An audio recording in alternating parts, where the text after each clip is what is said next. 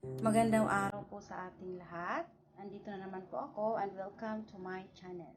Ngayon po, magluluto po ako ng noodles para sa aking lunch. So ngayon, ito po ang aking mga ingredients.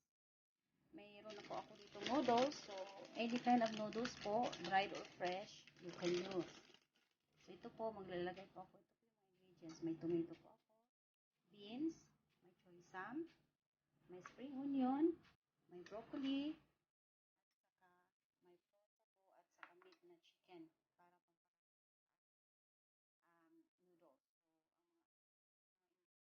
So, may 1 tablespoon of salt, 1 teaspoon of sugar, 1 teaspoon cornstarch, tapos may may white pepper, fish sauce, sesame oil, and oil. So ngayon, ito po, nag-boil po ako ng tubig. So hintayin po natin na boil na po ito kanina.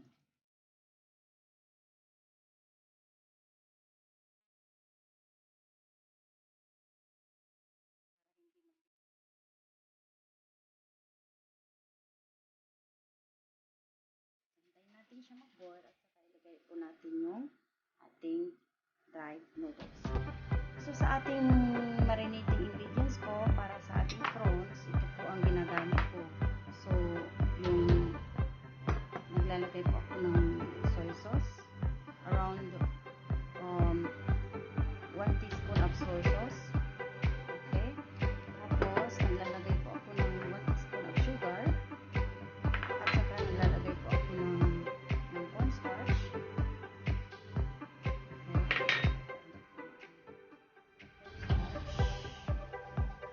Tapos nilalagay ko siya ng white pepper.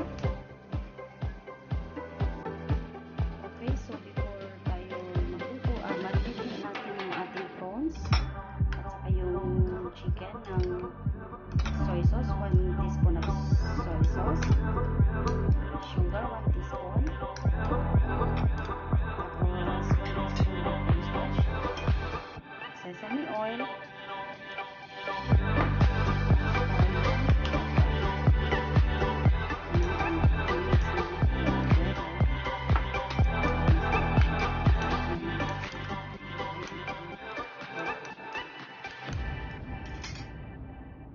okay, so ito na po, nagbuboil na po yung tubig natin. So ilalagay na po natin ang ating dried noodles. So i-boil po natin siya ng around 7 minutes. Depende po sa noodles na ginagamit nyo. Pag fresh noodles naman, of course, hot water lang, then tapos na kaagad ito kasi dried siya. So kailangan natin ng around 7 minutes. Habang nagbuboil po tayo sa ating noodles, so maggigisa na po, gigisa muna po tayo.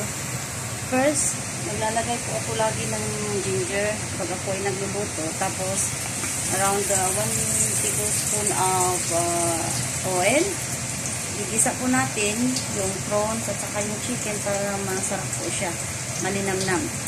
Ayan po, ilalagay na po natin ang ating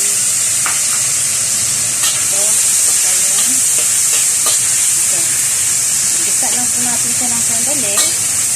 Tapos, i-set aside po natin.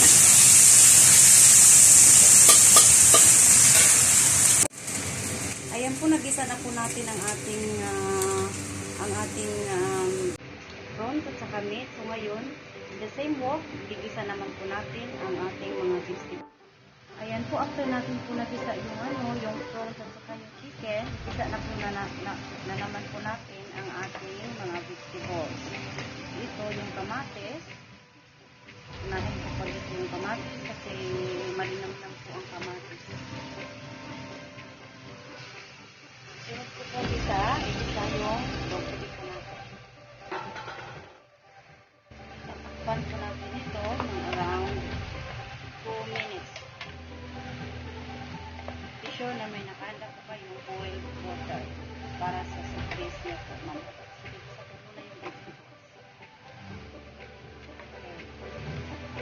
Takpan po natin yung sandali. Okay, bubuksan na po natin at ilalagay po natin yung ibang vegetables. Lagay po natin yung hot beans.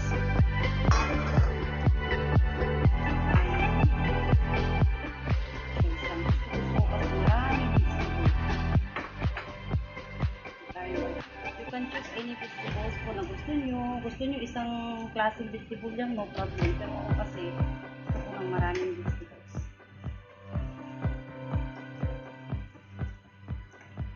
Pa na naman po natin. Okay, another 2 minutes. Okay, so bubuksan na po natin. Wow, ayan, ready na yung vegetables. So now it's the time. Maglalagay po tayo ng tubig, boiling water. Be sure po na may boiling water po kayo na handa para automatic siya. Kumukulo na po siya agad. Ito po yung magiging surprise natin para sa ating noodles. Ngayon, so, after natin maglagay ng tubig, that's the time po na maglalagay po tayo ng mga, yung ano niya, yung salt. Yan, 1 teaspoon of salt. Okay, tapos, nilalagyan ko siya ng sesame oil.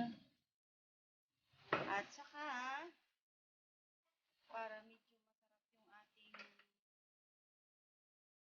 soup base, nilalagyan ko po siya ng chicken powder. Ito po ang sekreto. 1 teaspoon. Ayan. Ayan lang. Less than teaspoon of chicken powder po para pampalasa ng ating soup base. And lastly, yung fish sauce po natin. Ayan, konti lang siya. Ilagay mo na rin yung ano, yung ginisa mong ano kanina, prawns at saka yung chicken. Nakikita nyo, sobrang sarap na yan. Nakikita nyo. Masarap at malinamnam. I-try po natin kung masarap na ba talaga siya. Sobrang sarap. Hindi nyo talaga ito subukan nyo po ito. Sobrang sarap.